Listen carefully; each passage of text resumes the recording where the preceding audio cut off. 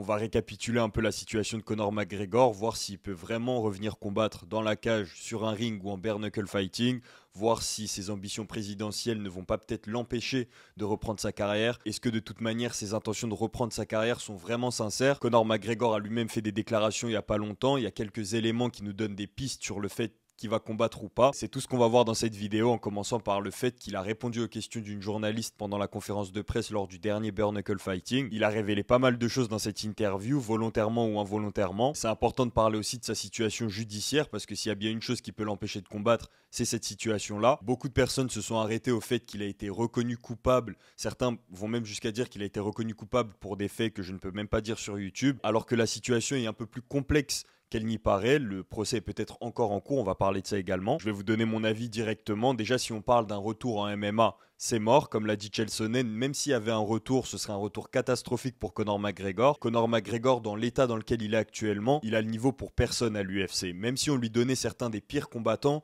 il y aurait des chances qu'on le voit perdre ce combat-là, et il peut pas se permettre de perdre à ce moment-là de sa vie, à ce moment-là de sa carrière, que ce soit politique ou même en tant que personnage public. Pour ne rien arranger, l'UFC n'est pas du tout le genre d'organisation à organiser des combats pour permettre aux combattants de revenir. Même face à Donald Cerrone, c'était pas un combat cadeau. Donald Cerrone, ça restait un combattant qui pouvait causer de sérieux problèmes à Conor McGregor.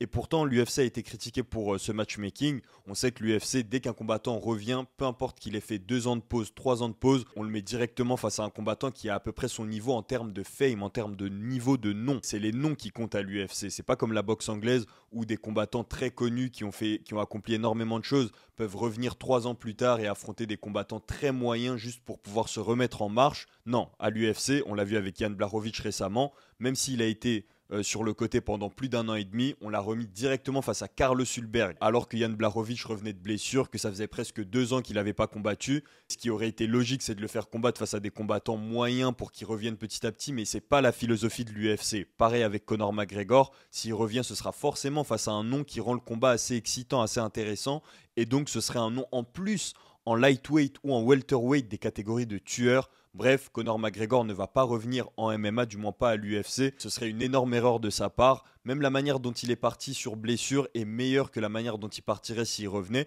Parce qu'au moins sur blessure, il peut dire qu'il a perdu à cause de la blessure et conserver un peu de son mythe. Par contre, si Conor McGregor fait son retour, ce sera pas dans une cage, mais ce sera peut-être bien dans un ring. Conor McGregor a révélé que Turki Al Sheikh, le promoteur saoudien de boxe anglaise, lui avait proposé de combattre en juin sur la carte qui était censée se passer sur l'île d'Alcatraz. Finalement, cet événement a été repoussé en 2026 à cause de problèmes d'infrastructure, etc. Mais ça nous montre l'intention de Turki Al Sheikh, le promoteur saoudien, de faire combattre Conor McGregor. On voit que Conor McGregor assiste à tous les combats du Riyadh Season. On voit que Conor McGregor est vraiment impliqué dans le monde de la boxe anglaise depuis un moment. Donc ce serait pas étonnant de le voir combattre en boxe anglaise, mais même ça, c'est pas sûr. Conor McGregor a révélé qu'il a bien reçu une proposition officielle de Turki Al Sheikh, qu'il a refusé parce que selon lui, c'était pas un contrat qui était à la hauteur de ce qu'il vaut réellement. Il a rappelé le fait qu'il avait tous les records de pay-per-view, etc. et que donc s'il devait faire un combat, que ce soit en boxe anglaise, en MMA ou en bare knuckle, il devrait être payé à sa juste valeur. Donc il nous fait croire que la raison pour laquelle il ne combat pas, c'est parce qu'il ne trouve pas son compte financièrement, mais que s'il trouvait son compte financièrement, il combattrait. Donc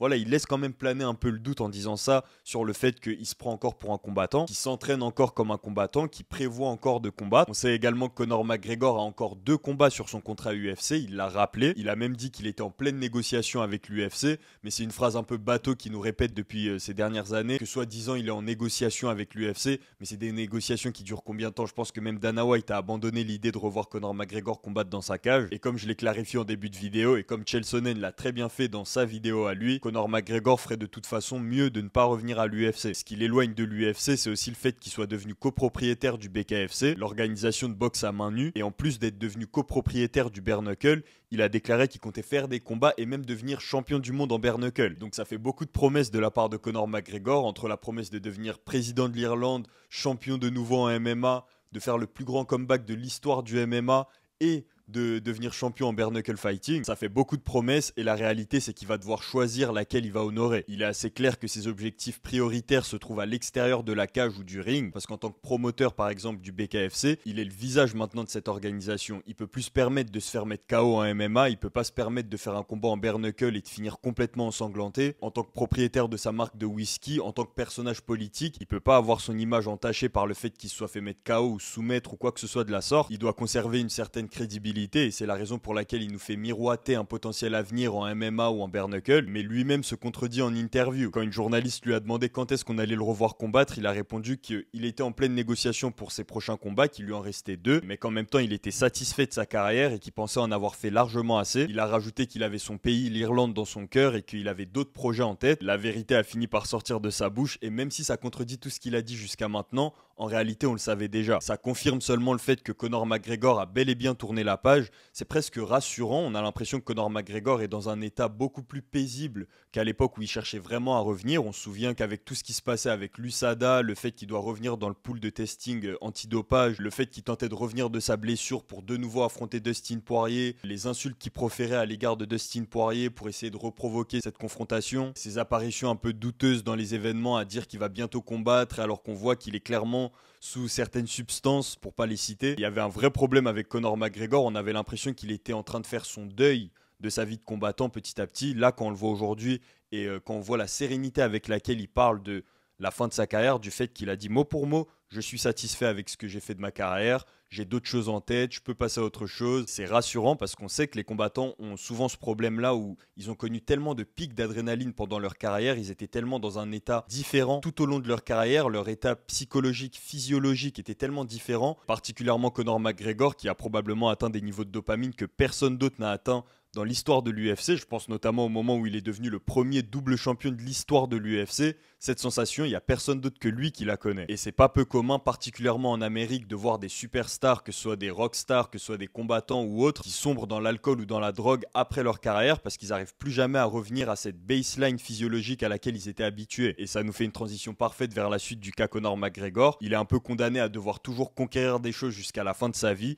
Et sa prochaine conquête, c'est les présidentielles. En effet, Conor McGregor a annoncé qu'il compte se présenter à l'élection présidentielle d'Irlande en fin 2025. Il a fait des déclarations assez controversées sur l'immigration, des déclarations un peu choquantes, on pourrait dire. Et du coup, beaucoup de gens ne prennent pas sa candidature au sérieux. Mais justement, la controverse, c'est quelque chose qui marche de plus en plus ces derniers temps, particulièrement chez les personnages un peu de droite, les personnages un peu masculins. Donald Trump en est la meilleure illustration. Et justement, en parlant de Donald Trump, Conor McGregor a visité la Maison Blanche le mois dernier. Il a rencontré Donald Trump. Il a même repris le slogan de Donald Trump, Make America Great Again, et il en a fait le slogan Make Ireland Great Again. Ça passe un peu sous les radars, particulièrement en France, on n'en parle pas énormément, mais cette candidature de Conor McGregor, elle est vraiment sérieuse. Il pourrait vraiment commencer à avoir un vrai poids politique. Il a la jeunesse irlandaise derrière lui, il a pas mal d'influence. C'est pas la première personnalité publique sportive à avoir des ambitions politiques et surtout à avoir un vrai potentiel. On se souvient que BJ Penn, la légende de l'UFC, avait des ambitions de devenir gouverneur d'Hawaï. Ça aurait pu mener à quelque chose. Finalement, ça avait pas abouti. On avait Arnold Schwarzenegger qu'on peut plus ou moins associer à Conor McGregor dans le sens où il touche un public plutôt masculin et sportif qui avait réussi à devenir gouverneur de la Californie. Tout ça pour dire que c'est des déclarations à prendre au sérieux. D'ailleurs, le monde politique a pris ces déclarations au sérieux. Certains vont jusqu'à dire que l'effort médiatique qu'il y a autour de l'entachement de l'image de Conor McGregor a pour but justement de balayer ses ambitions politiques. Et quand on se rend compte de la différence entre la réalité et l'image projetée de Conor McGregor par les médias, ça nous fait quand même nous poser des questions. Sans rentrer dans des complots, Conor McGregor est aujourd'hui en surface présenté comme une personne qui a été condamnée pour V. Comme vous le savez, c'est des termes que YouTube n'aime pas trop. C'est comme ça qu'on le présente, ça fait des titres chocs,